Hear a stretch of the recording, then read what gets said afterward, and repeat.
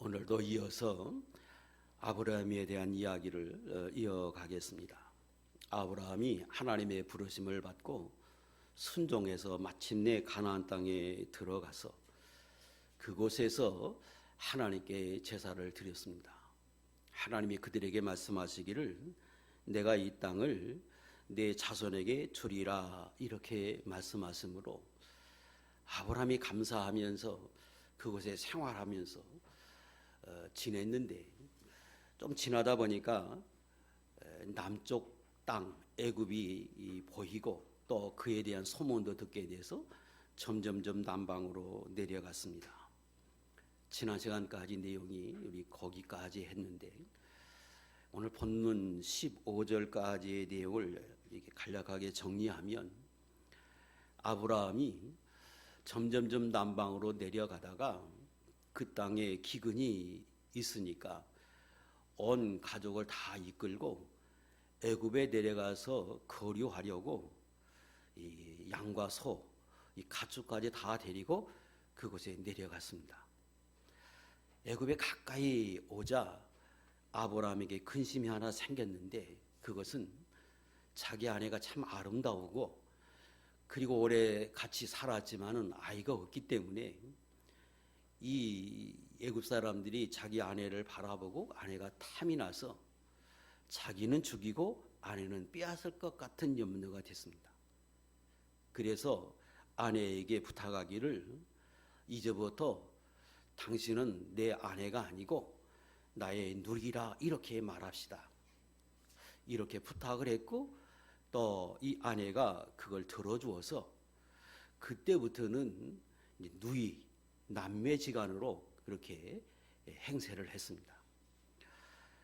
그곳에 좀 거하다 보니까 이 사례의 소문이 많은 사람에게 들렸고 마침내 왕궁까지 그 소문이 들어가서 바로가 사례를 취합니다. 그때 그 취하면서 많은 재물을 준 걸 보면 이 재물은 지참금으로 준 것으로 그렇게 여겨집니다. 16절까지 내용이 정리하면 간략하게 정리하면 그렇습니다.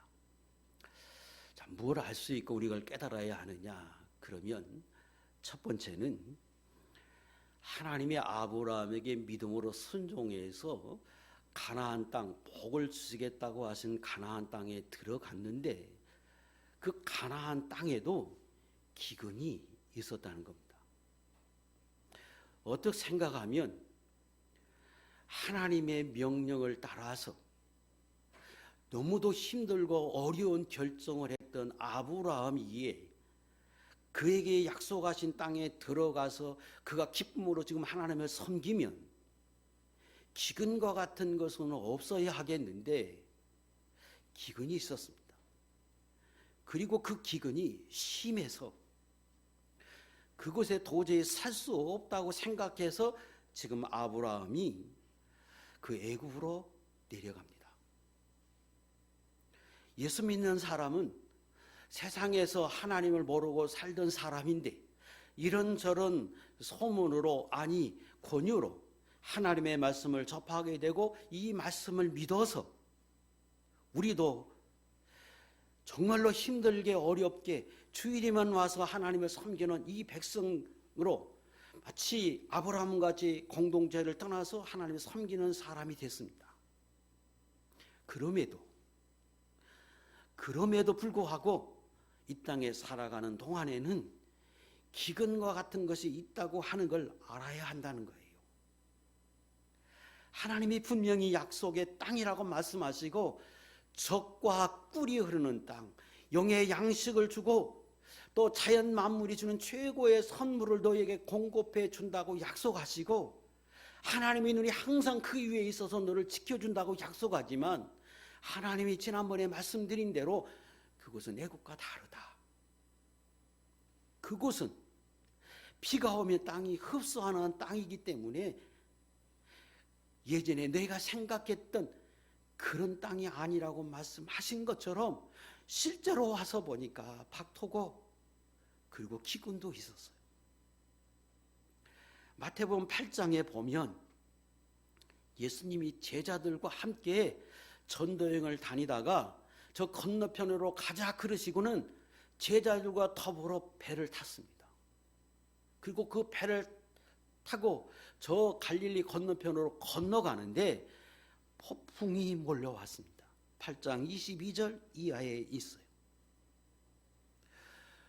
그래서 그 열심히 배를 저어서 건너편으로 가야 하겠는데 점점점 풍랑이 세게 불어서 제자들이 고생을 합니다. 그런데 예수님 거기서 주무셔요. 제자들이 가만히 보니까 예수님 편히 주무시는데 이 풍랑이 너무 세서 도저히 건너갈 수 없고 배가 뒤집힐 것 같고 죽을 것 같아서 급히 예수님을 깨우면서 하소연합니다. 어떻게 그렇게 주무십니까? 우리가 죽게 생겼는데. 예수님 말씀하시죠. 믿음이 없는 자들아, 내가 너와 함께 있는데 배가 뒤집히겠느냐? 내가 죽게 두겠느냐? 그 말씀이죠.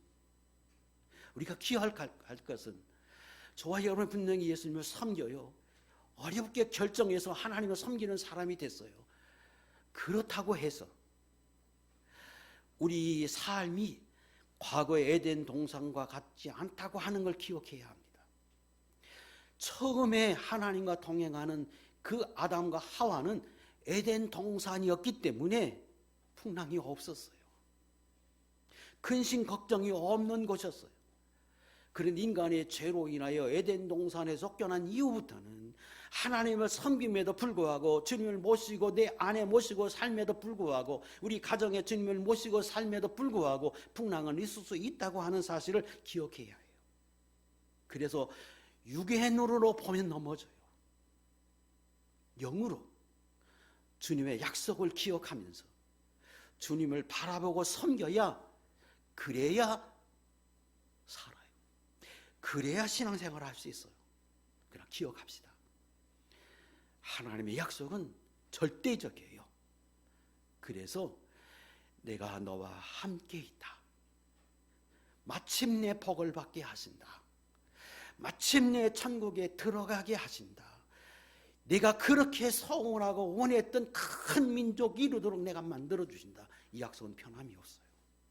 그 약속은 저와 여러분들에게 하신 약속입니다. 두 번째 깨닫을 것은, 그렇다고 기근이 있다고 살기 힘들다고 애굽에 내려가는 건 위험하다는 거예요. 자, 지금 아브라함이 애굽에 내려갑니다. 왜 내려가느냐? 10절에 기근이 있었어요. 그런데 그 기근이 심했어요. 그리고 이 아브라함의 생각은 거기 가서 완전히 거하면서 자리 잡고 살 생각이 없이 지금 너무 기근이 심하니까 잠시 머물고자 갔어요. 우리 성경에 거류라고 돼 있는데 그 거류를 사전에서 제가 찾아보니까 어떤 곳에 임시로 머물려 하는 삶, 이렇게 번역되어 있어요. 국어 사전에. 원어적인 의미도 잠시 그곳에 내려간 것다가 하는 그런 의미를 지닌 단어예요. 그러니까 아브라함이 이 통에 그냥 애굽에 가서 살자 이게 아니고 너무 힘드니까 잠시 피하자, 그런 개념으로 지금 애굽에 내려갔습니다. 그런데 막상 그 일을 실행하려고 하니까 애굽에 가까이 오니까 이 양심의 마음속에 두려움이 왔어요. 그 두려움이 뭐냐 그러면, 혹시 내 아내가 저렇게 이쁜데 자식이 없는데 내 아내 빼앗기 위해서 나 죽이고 아내 빼앗아 가면 어떨까? 내 짐승 이거 지금 염려가 아니고 아내 빼앗기고 나 죽을까 하는 염려가 왔어요. 그런데 결론적으로 보니까 그게 하나님이 준 거였어요. 왜? 그대로 실현됐거든요. 내게 두려움을 주는 것은 내가 염려를 주고 내 마음속에 어떤 이 가책을 갖게 하는 것은 다 하나님이 주신 건 아닙니다. 그러나 때때로 하나님의 양심을 통해서 알게 하시는 그 하나님의 소리일 수 있어요. 분명히 지금 애굽에 가까이 왔을 때 아브라함에게 들었던 그 감정은, 그 두려움은 하나님이 주는 거였습니다. 그래서 아브라함이 대책을 세워요. 어떻게 할까? 정말로 그런 일이 생기면 어떻게 할까? 방책을 세워요. 그래서 그가 생각 끝에 아내에게 조심스럽게 말이야, 여보, 저기 가면 이렇게 해서 혹 당신 빼앗아가고 나 죽일 수 있을 것 같아. 그러니까 서로를 위해서 이제부터 남매지간으로 합시다. 사실 둘은 이복 누이예요. 예전엔 그렇게 결혼했어요. 가까운 친척끼리. 그러니까 거짓말은 아니에요. 완전한 거짓말은 아닌데 반거짓말이죠. 그래서 당신을 탐내는 사람이 있으면 당신 아무한테 가지 말고 지참금을 받고, 왜? 결혼하지 않은 사람이니까. 그리고 나도 살고 당신도 좋은 사람 그렇게 만나면 당신도 그렇게 살고, 그렇게 좀 배려해 주면 안 되겠어. 그러니까 이 사례가 참 귀한 여인이지요. 사례가 그렇게 합시다. 서로 합의하고 그 뒤로부터는 부부가 아닌 이 이복 누이로 이렇게 지냈습니다. 자, 지금 분명히 성경에서는 하나님이 기뻐하지 않았다, 이걸 옳지 못하다, 이런 말이 하나도 없어요. 그런데 성경에 이것을 기록한 것은 그때 그 아브라함의 결정은 옳지 않았다고 하는 걸 말해주고 오늘 우리에게 교훈해 주고자 이 성경을 기록하고 오늘 우리가 배우고 있습니다. 이후에 똑같은 일들이 두 번 더 있습니다. 한 번은 아브라함이 20장에서 있고 또 한 번은 아브라함이 살아있을 때 그의 아들 이삭이 똑같은 일을 합니다. 그때 했던 말씀 중에 창세기 26장 1절로 2절의 말씀이 있습니다. 읽겠습니다. 시작. 아브라함 때에 첫 흉년이 들었더니 그 땅에 또 흉년이 들매 이삭이 그랄로 가서 블레셋 왕 아비멜렉에게 이르렀더니 여호와께서 이삭에게 나타나 이르시되 애굽으로 내려가지 말고 내가 내게 지시하는 땅에 거주하라. 이건 하나님의 말씀입니다. 오늘 본문에는 하나님의 말씀이 없어요. 하나님이 나타나서 말씀하진 않았어요. 그런데 아까 말씀드린 대로 이건 옳지 않았다는 거예요. 이때도 왜 내려갔느냐? 기근 때문에 살기 힘들어서 어쩔 수 없다고 생각해서 내려갔어요. 지금도 영원히 머무는 게 아니라 잠시 피하기 위해서 내려갔는데 그것마저 하나님이 기뻐하지 않았다는 거예요.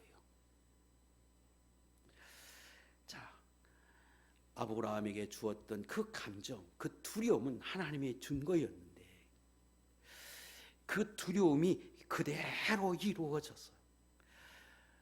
그리고 그걸 모면하기 위해서 머리를 써서 수단과 방법을 써서 장꾀를 내서 아브라함이 이제 아내라고 하지 맙시다.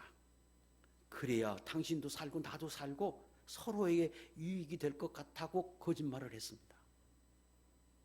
그랬더니 결국은 그것이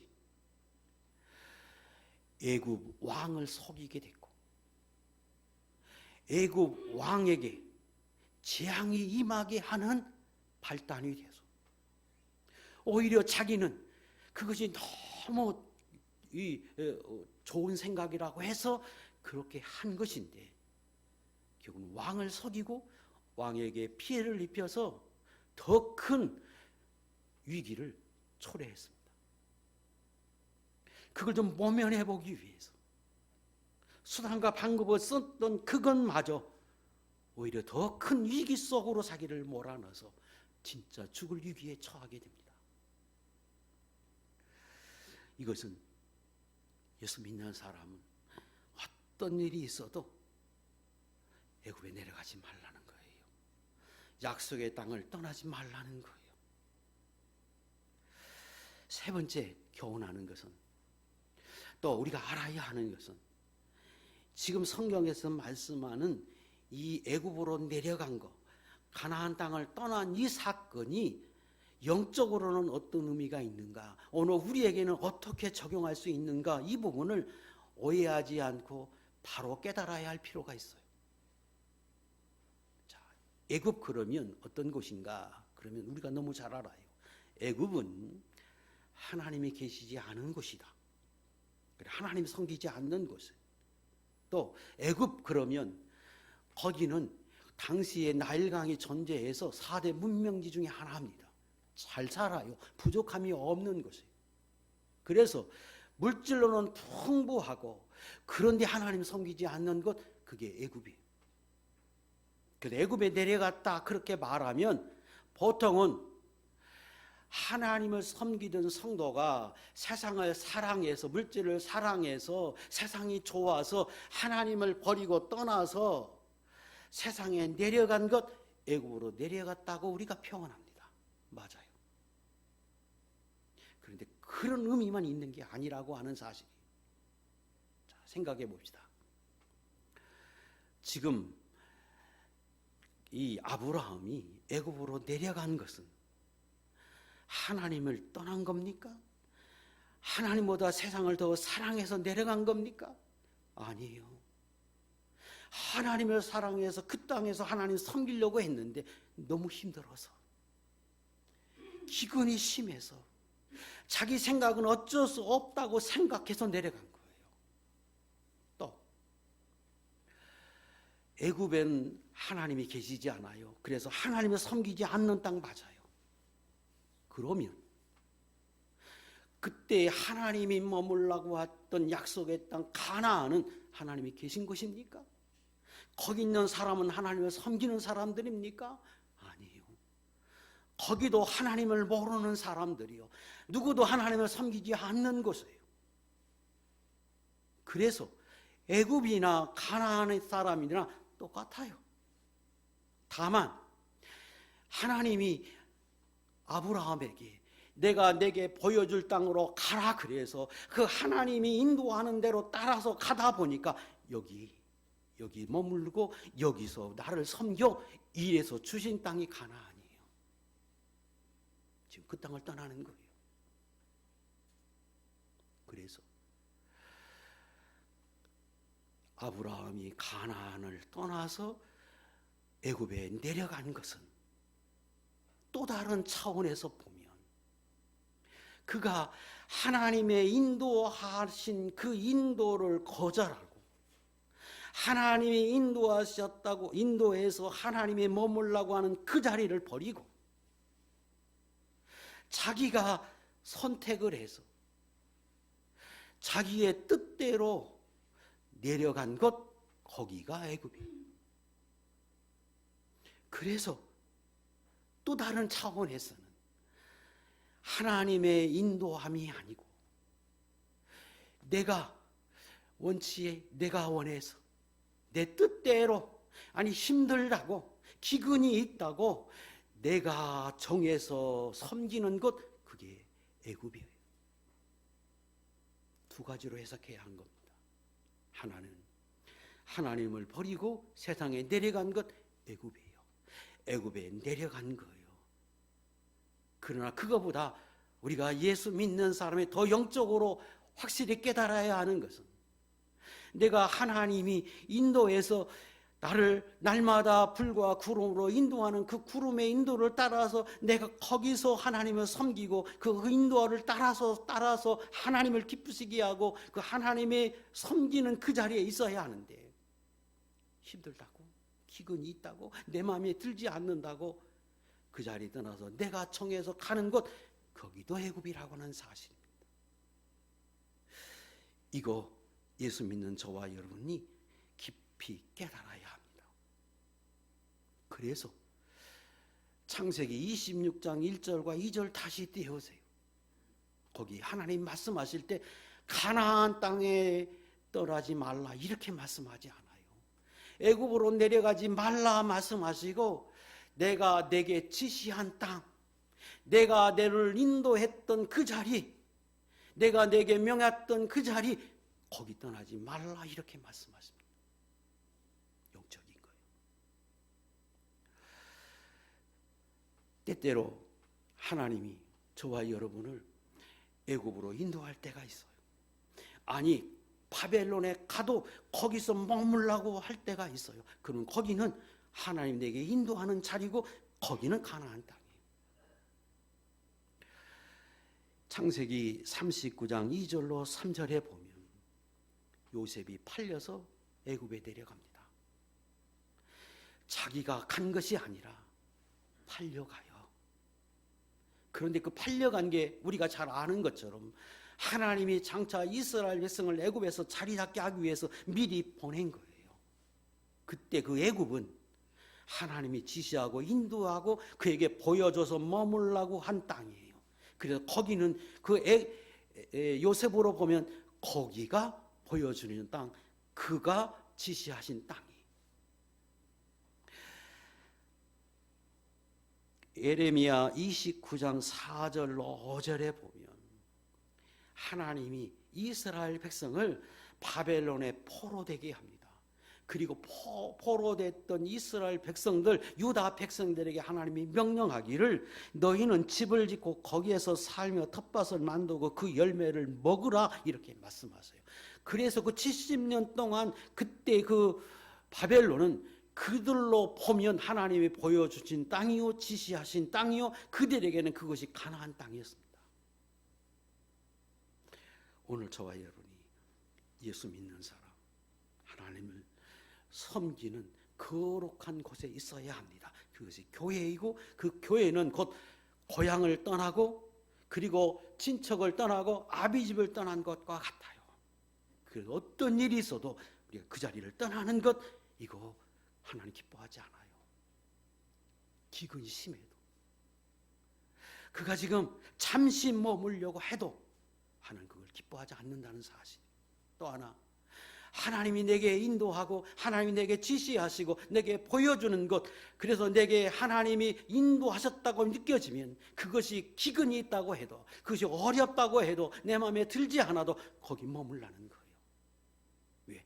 거기가 복의 땅이고 약속의 땅이고 거기가 하나님이 주신 은혜가 있는 곳이기 때문에 그래요. 자, 17절부터 20절의 내용 정리하겠습니다. 지금 아브라함에게 큰 위기를 맞았어요. 아니 본의 아니게 왕을 속였어요. 그런데 잘 넘어갔다고 생각했는데 17절 하나님이 바로의 집에 바로에게 큰 재앙을 내렸습니다. 그게 무엇인지 성경은 침묵합니다. 그런데 분명히 바로에게 알게 했어요. 뭐를? 너에게 큰 재앙을 내리는 것은 내가 취한 그 사례 때문이다. 그리고 그는 아브라함의 아내다. 하나님이 알게 하셨어요. 그래서 바로가 아브라함을 부릅니다. 왜 나를 속였느냐? 네 아내를 누이라고 왜 속였느냐?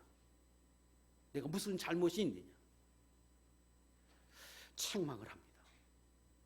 그리고 부하들에게 말해서 그래도 무사하게 보내라. 그리고 그의 소유 뺏지 말고 몸 상하게 하지 말고 생명 상하지 말게 하고 보내라. 그래서 아브라함이 그것을 떠났다. 20절의 내용입니다. 뭘 알아야 하고 배워야 하느냐, 깨달아야 하느냐는 겁니다.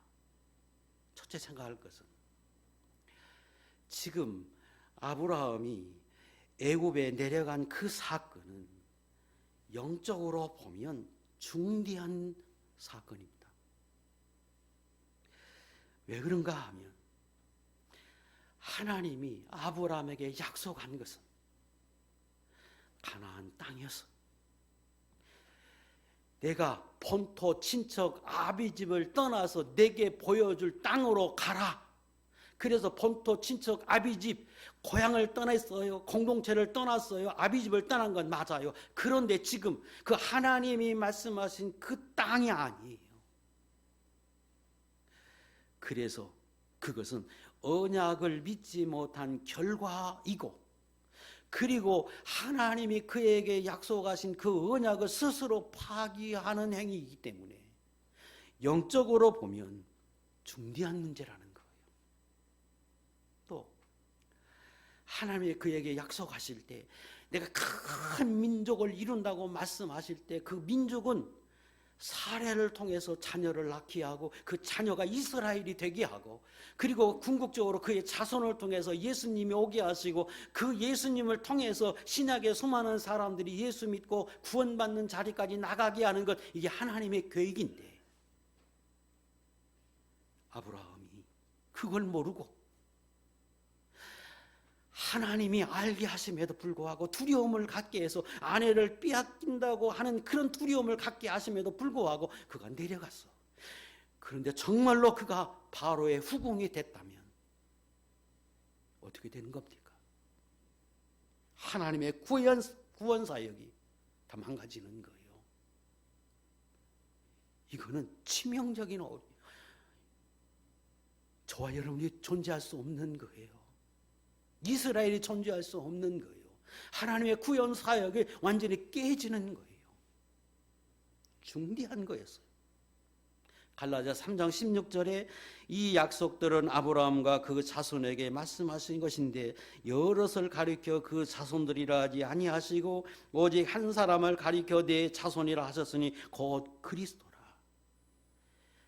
하늘의 별과 같이 바다의 모래와 같이 자손이 많아지게 한다고 할 때 그 자손은 궁극적으로 그 사례를 통해서 자녀를 낳게 하고 그 자녀들이 점점 번성하게 이스라엘이 되게 하고 그 자손 속에서 그리스도가 나게 하고 그 그리스도로 인하여 예수 믿는 모든 사람을 포함한 것을 말씀하신 것인데 이게 지금 깨지게 생겼다는 거예요. 중대한 문제지요. 그래서 하나님이 개입하십니다. 하나님이 간섭하십니다. 저와 여러분이 이런저런 이유로 내가 세상에 내려갔어요. 하나님이 그 사람을 택해서 하나님의 백성이 되고 영원한 천국으로 들어가게 하고 그에게 하나님이 예비한 복이 있어 그 복을 받게 해야겠는데 그가 이런저런 모습으로 그 자리를 떠났어요. 그러면 지금 이 아브라함에게 하셨던 것처럼 내게도 하나님, 우리에게도 하나님의 계획이 있는데 그게 어그러지면 어떻게 되겠어요? 그러면 하나님이 아브라함에게 간섭한 것처럼 저와 여러분들에게 간섭하는 거예요. 그래서 예수 믿는 사람, 하나님의 복주기로 간섭하신 예수 믿고 구원받기로 작정되고 하나님이 계획한 사람들, 복을 주시기로 작정된 사람은 그냥 두지 않아요. 개입하세요. 하나님이 간섭하세요. 그런데 기가 막히게 간섭하시고 시기적으로 정확하게 간섭하신다는 거예요. 지금 아내를 취했어요. 바로가 절대절명의 위기예요. 하룻밤 지나면 끝나는 건데 하나님이 하나님의 방법으로 그 시간에 개입하셔서 그걸 막으셔요. 성경에는 하나님이 하셨다 그 어디에도 그런 말이 없어요. 영으로 보고 그렇게 하나님이 간섭하신 거예요. 그게 오늘 저와 여러분들에게 간섭하시는 하나님의 손길입니다. 그걸 믿어야 돼요. 아브라함의 사건은 아브라함에게 국한된 게 아니라 그 아브라함을 통해서 믿음으로 구원받는 하나님의 종들에게 간섭하시는 그 하나님의 사랑을 이 성경을 통해서 우리에게 증거해 주고자 한다. 제가 첫 시간에 말씀드렸잖아요. 우리의 사건이에요. 저와 여러분들에게 하나님이 이렇게 하시는 거예요. 창세기 20장 3절에 보면 두 번째 내려갔을 때의 사건입니다. 읽겠습니다. 시작. 그 밤에 하나님이 아비멜렉에게 현몽하시고 그에게 이르시되 내가 데려간 이 여인으로 말미암아 내가 죽으리니 그는 남편이 있는 여자임이라. 이걸 봐서 아마도 이때도 성경은 침묵하고 있지만 이런 방법을 쓰지 않았을까? 아니, 하나님이 그거 어떤 방법을 썼는데 그걸 주목하고 거기에 초점 맞추지 않고 하나님이 개입하셨다. 그래서 누구도 말해주지 않은데 그 여자가 당신의 아내이고 그 여자로 인해서 내게 재앙이 내렸고 우리 집에 재앙이 내렸다고 하는 걸 바로에게 알게 했다는 거예요. 언제? 정확한 시간에. 그게 하나님의 손길입니다. 그게 창조자이십니다. 그 하나님이 여러분의 하나님이십니다. 왜? 하나님의 자녀인 거로. 저와 여러분이 본토 친척 아비집을 말씀을 믿고 출발해서 떠난 사람에겐 하나님 이렇게 간섭하신다는 거예요. 놀라운 거지요. 이것은 영으로 바라보면 형용할 수 없는 은혜입니다. 하나님이 약속하셨습니다. 가나안 땅에 거하여서 내가 선정해서 나가면 내 위에 내가 항상 너희 위에서 눈동자와 같이 너와 동행하면서 지켜주겠다고 약속하신 그 약속이 실현되는 거예요. 하나님이 간섭하셨습니다. 첫 번째 간섭한 것은 가면서 마음속에 두려움을 두어서 이건 아니야. 그러면 너도 죽고 잘못하면 다 빼앗길 수 있어. 이런 두려움을 갖게 했고 그리고도 내려가니까 이번엔 하나님이 직접적으로 꿈속에 나타나서 아니요 하나님의 방법으로 알게 해서 그 위기를 넘기게 하고 세 번째 바로 입장에서 바라보면 이건 분노할 노릇 아닙니까? 자기 땅에 기근을 피워서 내려온 사람이 외국인이 왕을 속여요. 그것도 아내를 누이로 속여서 지창금까지 받아가면서 왕을 속였어요. 그리고 그것 때문에 왕이 재앙을 당하고 그 집에 재앙을 입었어요.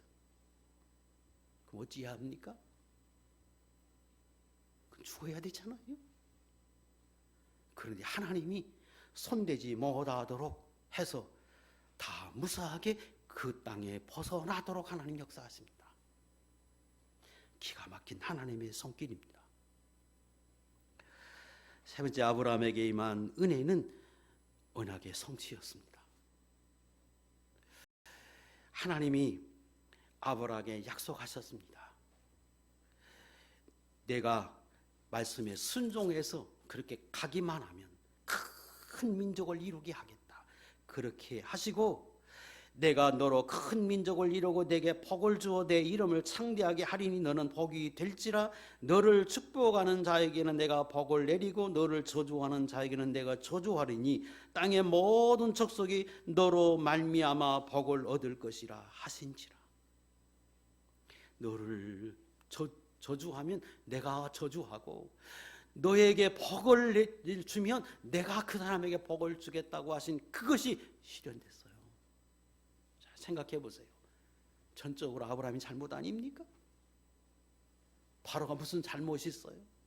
지창금까지 줘가면서 정상적으로 아내를 취했는데 그럼에도 불구하고 하나님은 지금 바로에게 재앙을 내렸어요.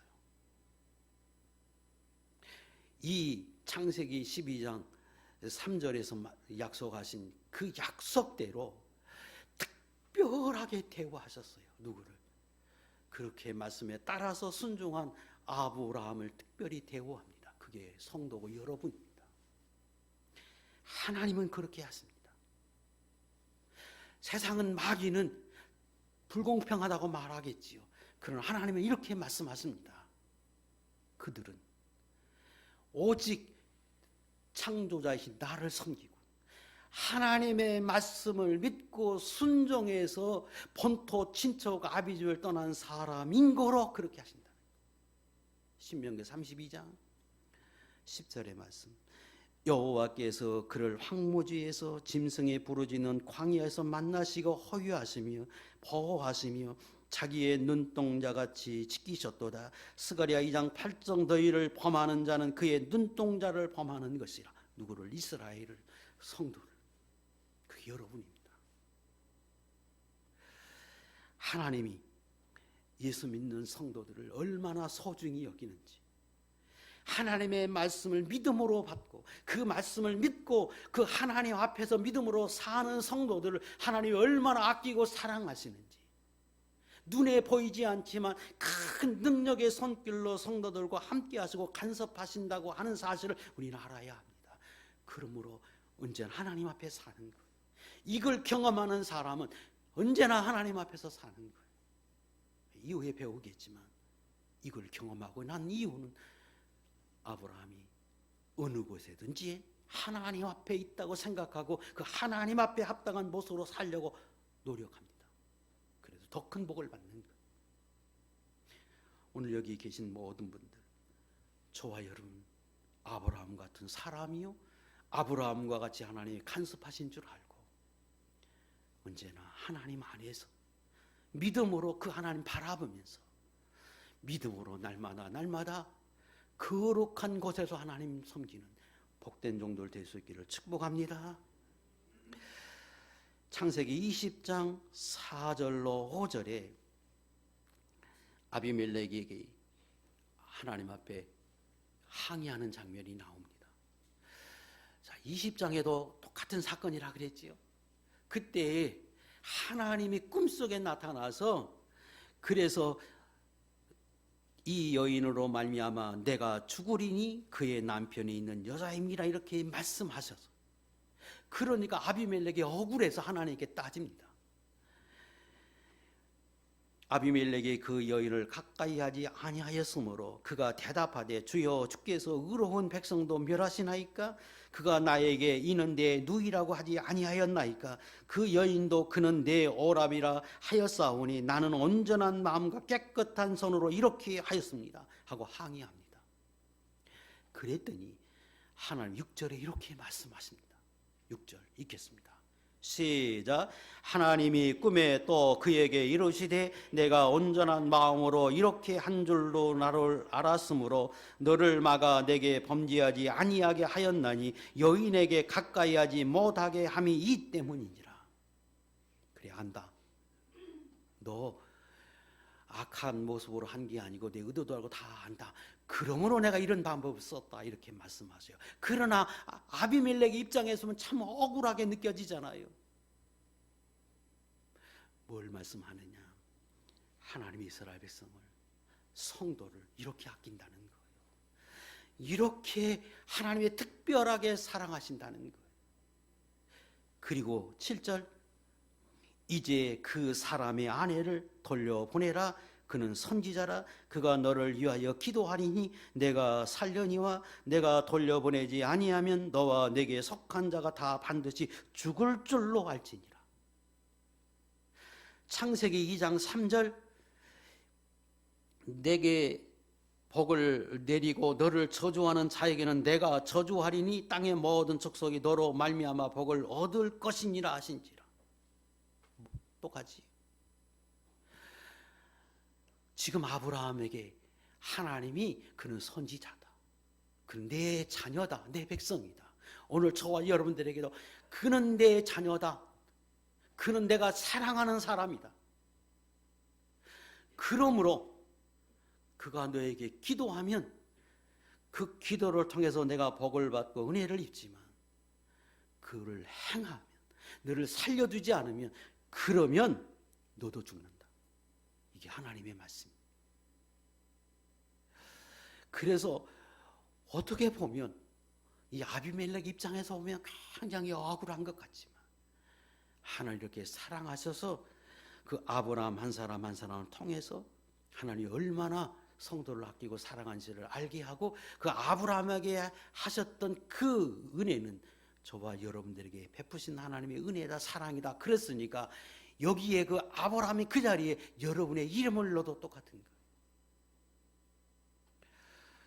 하나님의 사람들, 예수 믿는 사람들이 소중함을 알고 내가 참 하나님 앞에 귀중한 줄 알고, 그리고 하나님이 이런 은혜를 주신 것은 다른 게 있지 않아요. 내 본토, 고향, 그리고 친척, 아비집을 떠나서 하나님이 말씀하시는 곳, 하나님의 인도를 따라서 살아가는 그 성도이기에, 그런 사람이기에 베풀어 주신 하나님의 은혜인 줄 알고, 과거 이스라엘 백성이 광야에 40년 동안 불과 구름으로 날마다 인도하신 것처럼 오늘도 저와 여러분을 날마다 인도하실 것인데, 날마다 보여주고 인도하실 것인데, 그 인도를 따라서 날마다 살아가는 하나님의 종들이 될 수 있기를 축복합니다. 예수 믿는 자리 나간 것, 그 1차적으로 성공한 사람들이요, 거기에 머무르면 안 돼요. 날마다 불과 구름으로 인도하는 그 인도를 따라가야 해요. 그래서 하나님 내게 보여준 것, 내게 지시한 것, 내게 하나님이 깨닫게 하신 것, 거기 있어야 하고, 그렇게 순종하고 그렇게 섬겨야 한다는 거예요. 또 지금 분명히 아브라함의 실수예요. 치명적인 실수예요. 그러니까 영적으로 설명했잖아요. 하나님의 언약을 파괴하는 일이요. 큰 하나님의 계획을, 그걸 자기 스스로 그걸 해방하는 일이었어요.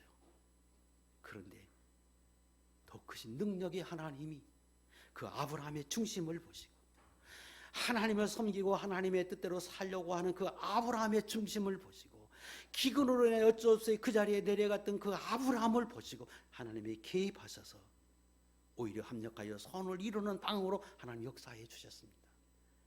그리고 그 손길은 앞으로도 지속해서 저와 여러분들에게 그렇게 간섭하실 것입니다. 그래서 사도 바울이 데살로니가 교회를 향해서, 그들의 성도를 향해서 편지를 쓸 때 마지막에 이렇게 편지를 썼습니다. 데살로니가전서 5장 23절 24절 시작. 평강의 하나님이 친히 너희를 온전히 거룩하게 하시고 또 너희의 온 영과 혼과 몸이 우리 주 예수 그리스도께서 강림하실 때 흠없게 보존되기를 원하노라. 너희를 부르신 이는 미쁘시니 그가 또한 이루시리라. 우리를 부르시는 분은 미쁘시니, 그분은 신실하시니, 그의 사랑은 변함이 없으니 반드시 그의 약속대로 오늘 우리에게도 이렇게 하실 것이다. 그래서 아브라함이 존재하게 됐고, 저와 여러분이 존재해서 마지막에 우리도 저 영원한 천국에 들어가게 하실 것입니다. 이 사랑 깨닫고 언제나 그 하나님 마음 아프게 하지 말고, 언제나 그 하나님 앞에서 저와 여러분이 인도하시는 그 인도를 날마다 따라가서 하나님의 거룩한 자리에서 복을 받고 은혜를 입는 하나님의 종들이 다 될 수 있기를 주의 이름으로 축복합니다. 기도하겠습니다.